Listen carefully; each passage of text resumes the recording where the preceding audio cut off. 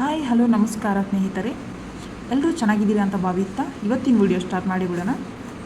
ಇದೇ ತಿಂಗಳು ಜುಲೈ 7, 2024 ನಡೆದ ಸೆಂಟ್ರಲ್ TT ಪೇಪರ್ 2 ಪರೀಕ್ಷೆಯಲ್ಲಿ ಲ್ಯಾಂಗ್ವೇಜ್ 2 ಕನ್ನಡ ಇದರ ಪ್ರಶ್ನೆ ಪತ್ರಿಕೆ ಹಾಗೂ ಅದರ ಪ್ರೊವಿಷನಲ್ ಕೀ ಆನ್ಸರ್ ಡಿಸ್ಕಸ್ ಮಾಡೋಣ. ನಾನು ಕೇವಲ ಆನ್ಸರ್ ಮಾತ್ರ ಹೇಳ್ಕೊತಾ ಹೋಗ್ತೀನಿ. First question 121. ವಾರ್ಧಕ್ಯ ಈ ಪದವು ಯಾವ ಗುಂಪಿಗೆ ಸೇರುತ್ತದೆ? ಇದಕ್ಕೆ ಸರಿಯಾದ ಉತ್ತರ ಆಪ್ಷನ್ 4 ನಾಮಪದ. Question number 122. ನೆಟ್ಟು ಈ ಪದದ ಧಾತು ಯಾವುದು? ಇದಕ್ಕೆ ಸರಿಯಾದ ಉತ್ತರ ಆಪ್ಷನ್ 2 ನೆಡು. ಆಪ್ಷನ್ 2 ನೆಡು ಸರಿಯಾದ ಉತ್ತರ. Next question 123. ಶೈಶವ ಈ ಪದದ ಅರ್ಥ? ಇದಕ್ಕೆ ಸರಿಯಾದ ಉತ್ತರ ಆಪ್ಷನ್ 4 ಹುಟ್ಟಿದ ಕೂಸು ಅವಸ್ಥೆ. ಆಪ್ಷನ್ 4 ಸರಿಯಾದ ಉತ್ತರ. ನೆಕ್ಸ್ಟ್ ಕ್ವಶನ್ ಬಂದುಬಿಟ್ಟು 124ನೇ ಪ್ರಶ್ನೆ. ನಿಮಗೆ ಕೊಟ್ಟಿರುವ ಬರಹ ಭಾಗದಲ್ಲಿ ಬರುವ ಗೃಹವಾರ್ತೆ ಪದದ ಅರ್ಥ? ಇದಕ್ಕೆ ಸರಿಯಾದ ಉತ್ತರ ಆಪ್ಷನ್ 2 ಗೃಹ ಕೆಲಸ. Question number 125. ಕುಂದಲ ತಳ ಬೆಳವಣಿಗೆಗೆ ಕಾರಣವಾದವರು? ಇದಕ್ಕೆ ಸರಿಯಾದ ಉತ್ತರ ಆಪ್ಷನ್ 2 ಯೋಗೀಶ್ವರ, ಪಾರ್ವತಿ ಮತ್ತು ಪ್ರಕೃತಿ. ಇದು ಸರಿಯಾದ ಉತ್ತರ. ಕೈಯಿಂದ ಈ ಪದದಲ್ಲಿನ ಸಂಧಿ ಯಾವುದು?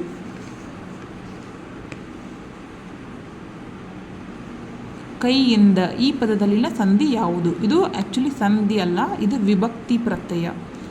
ಇದು ವಿಭಕ್ತಿ ಪ್ರತ್ಯಯ ಆಗಬೇಕಾಗಿತ್ತು. ಇದು ಕೈಯಿಂದ ಅಂದರೆ ಆಪ್ಷನ್ 4 ತೃತೀಯ ವಿಭಕ್ತಿ ಅಂತ ಸರಿಯಾದ ಉತ್ತರ. Question number 127. ಕಾಂತಾರ ಈ ಪದದ ಅರ್ಥ? ಕಾಂತಾರ ಈ ಪದದ ಅರ್ಥ ಅಂದರೆ ಆಪ್ಷನ್ ನಂಬರ್ 1 ಅಡವಿ ಸರಿಯಾದ ಉತ್ತರ. Question number 126. ಸಫಲ ಈ ಪದದ ವಿರುದ್ಧ ಪದ? ಇದಕ್ಕೆ ಸರಿಯಾದ ಉತ್ತರ ಆಪ್ಷನ್ ನಂಬರ್ 3 ವಿಫಲ. ನೀವು ಲೇಖನ ಭಾಗವನ್ನು ಓದಿ ಇದಕ್ಕೆ ಸರಿಯಾದ ಉತ್ತರವನ್ನು ಹಾಕಬೇಕು. ಇಲ್ಲಿ ಕ್ವಶನ್ ನಂಬರ್ 129. ಕರ್ನಾಟಕ ಗತವೈಭವ ಕೃತಿ ರಚನೆಯ ಉದ್ದೇಶ? ಇದಕ್ಕೆ ಸರಿಯಾದ ಉತ್ತರ ಆಪ್ಷನ್ ನಂಬರ್ 1 ಕನ್ನಡಿಗರನ್ನು ತಮ್ಮ ಪರಂಪರೆ ಅರಿಯುವಂತೆ ಎಚ್ಚರಿಸುವುದು. ಇದು ಸರಿಯಾದ ಉತ್ತರ. Option number 130. ಕರ್ನಾಟಕದ ಗತವೈಭವವು ತಿಳಿಸುವುದು. ಇದಕ್ಕೆ ಸರಿಯಾದ ಉತ್ತರ ಆಪ್ಷನ್ ನಂಬರ್ 4 ಕರ್ನಾಟಕದ ಚರಿತ್ರೆಯನ್ನು. ಆಪ್ಷನ್ ನಂಬರ್ 4 ಸರಿಯಾದ ಉತ್ತರ.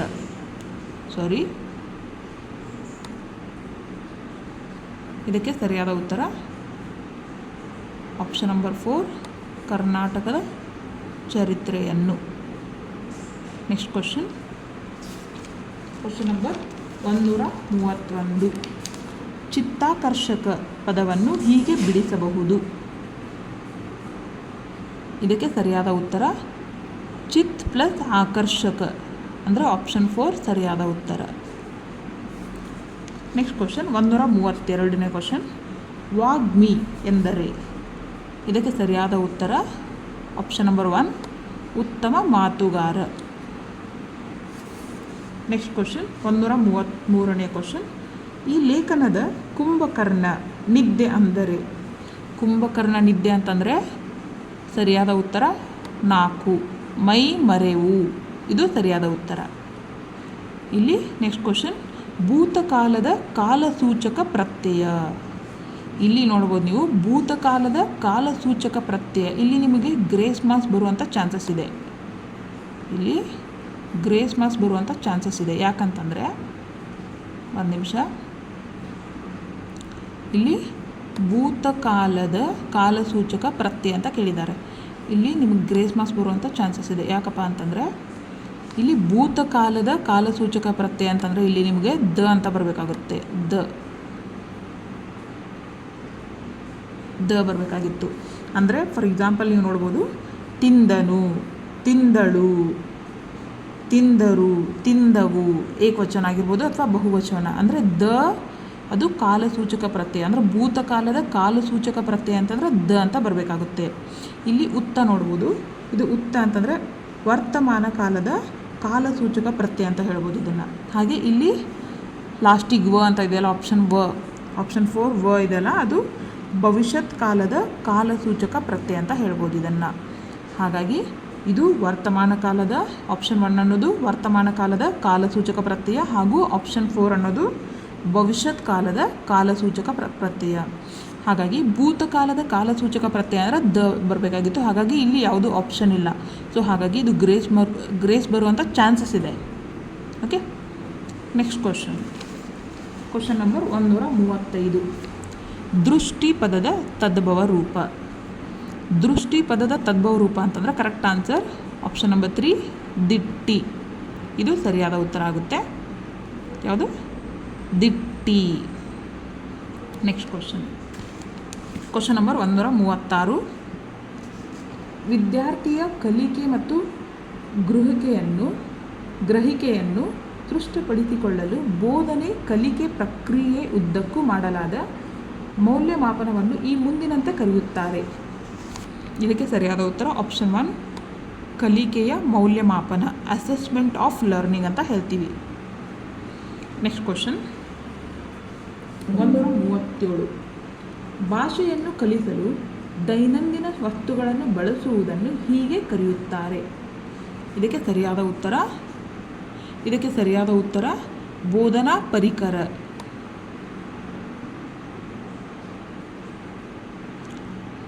Next question number 138. ಹಲವಾರು ಸಂಖ್ಯೆಯ ಏಕಕಾಲಿಕ ಸಿಂಕ್ರೋನಸ್ ಮತ್ತು ಭಿನ್ನಕಾಲಿಕ ಅಸಿಂಕ್ರೋನಸ್ ಆನ್ಲೈನ್ ಬೋಧನಾ ಅವಕಾಶಗಳನ್ನು ಕಲ್ಪಿಸುವ ಸಾಧನ ಯಾವುದು? ಇದಕ್ಕೆ ಸರಿಯಾದ ಉತ್ತರ ಆಪ್ಷನ್ 3 ಪ್ಯಾಡ್ಲೆಟ್. ಸರಿಯಾದ ಉತ್ತರ ಆಪ್ಷನ್ 3 ಪ್ಯಾಡ್ಲೆಟ್. Next question 139. ಅಂತಾರಾಷ್ಟ್ರೀಯ ಮಾತೃಭಾಷಾ ದಿನವನ್ನಾಗಿ ಯಾವಾಗ ಆಚರಿಸಲಾಗುತ್ತದೆ? ಇದಕ್ಕೆ ಸರಿಯಾದ ಉತ್ತರ 21ನೇ February option 2.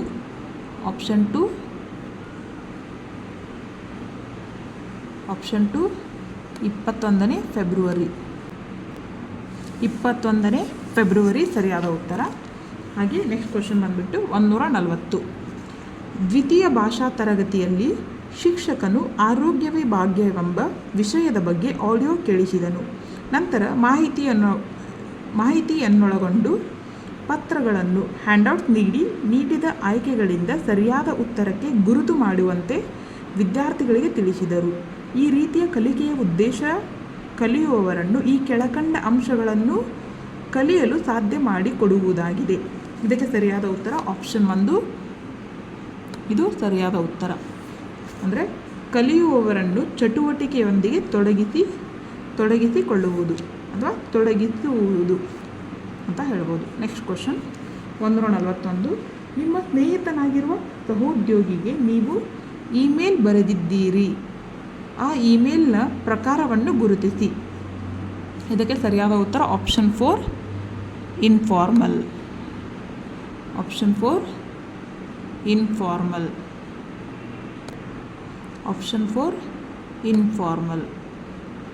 Next question number 142. ಈ ಕೆಳಕಂಡ ಸಾಧನವು ರಚನಾತ್ಮಕ ಮೌಲ್ಯಮಾಪನಕ್ಕೆ ಸೂಕ್ತವಲ್ಲ. ಇದಕ್ಕೆ ಸರಿಯಾದ ಉತ್ತರ ಆಪ್ಷನ್ 1 ಪೇಪರ್ ಪೆನ್ಸಿಲ್ ಟೆಸ್ಟ್, ಕಾಗದ ಪೆನ್ಸಿಲ್ ಪರೀಕ್ಷೆ. ಇದು ಸರಿಯಾದ ಉತ್ತರ. Next question 143. ಕಲಿಯುವವರನ್ನು ಭಾಷೆಗೆ ಒಡ್ಡಬೇಕು ಮತ್ತು ತಪ್ಪುಗಳು ಕಲಿಕೆ ಪ್ರಕ್ರಿಯೆ ನಡೆಯುತ್ತಿದೆ ಎಂಬುದಕ್ಕೆ ಸಾಕ್ಷಿ ಎಂಬ ಮಾತನ್ನು ಈ ಕೆಳಕಂಡ ಯಾವ ಸಿದ್ಧಾಂತ ಸಮರ್ಥಿಸುತ್ತದೆ? ಇದಕ್ಕೆ ಸರಿಯಾದ ಉತ್ತರ ಆಪ್ಷನ್ 4 ವರ್ತನವಾದಿಗಳು, ಅಂದರೆ ಬಿಹೇವಿಯರಿಸ್ಟ್. ಇದು ಸರಿಯಾದ ಉತ್ತರ. Next question 144. ಪ್ರಾಣಿಗಳು ಮುಖ್ಯ ಪಾತ್ರವಾಗಿರುವ ಮತ್ತು ಅದರಲ್ಲಿ ನೀತಿಯನ್ನು ತೆಗೆದು ಬೋಧಿಸುವ ಕಿರುಕಥೆಯನ್ನು ಏನೆನ್ನುತ್ತಾರೆ? ಇದಕ್ಕೆ ಸರಿಯಾದ ಉತ್ತರ ಆಪ್ಷನ್ 4 ಕಾಲ್ಪನಿಕ ಕಥೆ. Next question 145. ಇದಕ್ಕೂ ಕೂಡ ಗ್ರೇಸ್ ಮಾರ್ಕ್ಸ್ ಬರುವಂಥ ಚಾನ್ಸಸ್ ಇದೆ. ಯಾಕಂತಂದರೆ ಇಲ್ಲಿ ನೋಡ್ಬೋದು ನೀವು, ಇಲ್ಲಿ ಟಾಪ್ ಡೌನ್ ಅಂತಂದರೆ ನೀವು ಆಪ್ಷನ್ ಹಾಕ್ಬೋದಾಗಿತ್ತು, ಕೇಳುಗರು ಪ್ರತಿಯೊಂದು ಪದವನ್ನು ಅರ್ಥ ಮಾಡಿಕೊಳ್ಳುವುದು ಅಗತ್ಯ ಅಂತ ಹಾಕ್ಬೋದಾಗಿತ್ತು.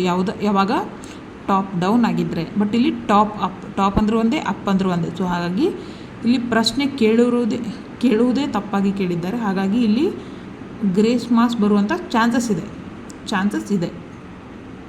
Next question 146. ಭಾಷಾ ಶಿಕ್ಷಣದಲ್ಲಿ ಸೃಜನಾತ್ಮಕತೆ ಎಂದರೆ? ಇಲ್ಲಿ ಸರಿಯಾದ ಉತ್ತರ ಆಪ್ಷನ್ 4. ಬೇರೆ ಬೇರೆ ವ್ಯಾಖ್ಯಾನಗಳು ಮತ್ತು ಉತ್ತರಗಳಿಗೆ ಅವಕಾಶ ಕಲ್ಪಿಸುವ ಓಪನ್ ಎಂಡೆಡ್ ತರಗತಿಗಳು. ಇದು ಸರಿಯಾದ ಉತ್ತರ. Next question 147. ಶೈಕ್ಷಣಿಕ ನೀತಿಯಲ್ಲಿ ತ್ರಿಭಾಷಾ ಸೂತ್ರ. ಭಾರತ ಭಾಷೆಯು ಈ ಮುಂದಿನ ಸಂಗತಿಗಳಿಗೆ ಉತ್ತೇಜನ ನೀಡಲು ಪ್ರಯತ್ನಿಸುತ್ತದೆ. ಇದಕ್ಕೆ ಸರಿಯಾದ ಉತ್ತರ ಆಪ್ಷನ್ 3. ಮಾತೃಭಾಷಾ ಆಧಾರಿತ ಬಹುಭಾಷಾ ಶಿಕ್ಷಣ. ಇದು ಸರಿಯಾದ ಉತ್ತರ option 3 correct answer. Next question 148.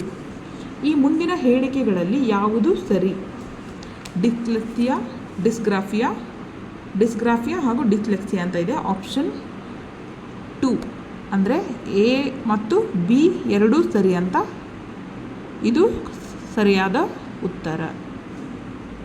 Next question 149. ಭಾಷಾ ಕಲಿಕೆಯಲ್ಲಿನ ತಪ್ಪುಗಳ ಬಗ್ಗೆ ಕೆಳಕಂಡ ಹೇಳಿಕೆಗಳಲ್ಲಿ ಯಾವುದು ಸರಿಯಲ್ಲ ಅಂತ ಕೇಳಿದ್ದಾರೆ. ಇದಕ್ಕೆ ಸರಿಯಾದ ಉತ್ತರ ಆಪ್ಷನ್ 4. ಯಾವುದು? ತಪ್ಪುಗಳು ಭಾಷಾ ಕಲಿಕಾ ಪ್ರಕ್ರಿಯೆಗೆ ಅಡ್ಡಿಯುಂಟು ಮಾಡುತ್ತವೆ. ಇದು ಸರಿಯಾದ ಉತ್ತರ ಆಗಿರುತ್ತೆ. Last question 150.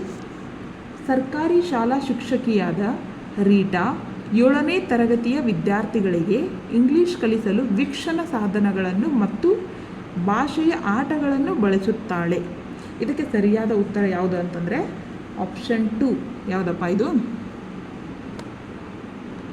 ಉತ್ತೇಜನ ಮತ್ತು ಆಸಕ್ತಿ ತತ್ವ. ಇದು ಸರಿಯಾದ ಉತ್ತರ option 2 is the correct answer. So ಇದೆಲ್ಲ ಬಂದುಬಿಟ್ಟು ಪ್ರೊವಿಷನಲ್ ಕೀ ಆನ್ಸರ್ ಅಂತ ಹೇಳ್ಬೋದು. ಇಲ್ಲಿ ನೋಡ್ಬೋದು ಗ್ರೇಸ್ ಮಾರ್ಕ್ಸ್ ಬರುವಂಥ ಚಾನ್ಸಸ್ ಇದೆ. ಇದು ನೋಡ್ಬೋದು ಭೂತಕಾಲದ ಕಾಲಸೂಚಕ ಪ್ರತ್ಯಯ. ಇಲ್ಲಿ ಇದು ಸರಿಯಾದ ಉತ್ತರ ಅಂದರೆ ಆಗಬೇಕಾಗಿತ್ತು. ಬಟ್ ಇಲ್ಲಿ ಯಾವುದೂ ಆಪ್ಷನ್ ಇಲ್ಲ. ಸೊ ಹಾಗಾಗಿ ಇದು ಕೂಡ ಒಂದು ಗ್ರೇಸ್ ಮಾರ್ಕ್ಸ್ ಬರುವಂಥ ಚಾನ್ಸಸ್ ಇದೆ. ಹಾಗೆ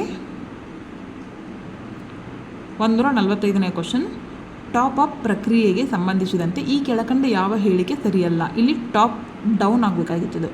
ಸೊ ಹಾಗಾಗಿ ಇಲ್ಲಿ ಕೂಡ ಒಂದು ಗ್ರೇಸ್ ಮಾರ್ಕ್ಸ್ ಬರುವಂಥ ಚಾನ್ಸಸ್ ಇದೆ. ಯಾಕಂದರೆ ಕ್ವಶನ್ ತಪ್ಪಾಗಿದೆ. ಸೊ ಇದೆಲ್ಲ ಪ್ರೊವಿಷನಲ್ ಕೀ ಆನ್ಸರ್ ಅಂತ ಹೇಳ್ಬೋದು. ಯಾರ್ಯಾರೆಲ್ಲ CTET ಪರೀಕ್ಷೆ ಬರೆದಿದ್ದೀರಿ ಎಲ್ಲರೂ ಕೀ ಆನ್ಸರ್ ಚೆಕ್ ಮಾಡ್ಕೊಳ್ಳಿ ಅಂತ ಹೇಳ್ತೀನಿ. ಹಾಗೆ ಯಾರ್ಯಾರು ಲೈಕ್ ಮಾಡಿಲ್ಲ ಪ್ಲೀಸ್ ನನ್ನ ಯೂಟ್ಯೂಬ್ ಚಾನಲ್ಗೆ ಲೈಕ್ ಮಾಡಿ ಹಾಗೂ ಶೇರ್ ಮಾಡಿ ಹಾಗೂ ಸಬ್ಸ್ಕ್ರೈಬ್ ಆಗಿ ಅಂತ ಹೇಳ್ತೀನಿ. ನನ್ನ ಯೂಟ್ಯೂಬ್ ಚಾನಲ್ ಬಂದುಬಿಟ್ಟು ಲರ್ನಿಂಗ್ ಟುಗೆದರ್ ಯೂಟ್ಯೂಬ್ ಚಾನಲ್ ಅಂತ. Please like, share and comment. Thank you for watching.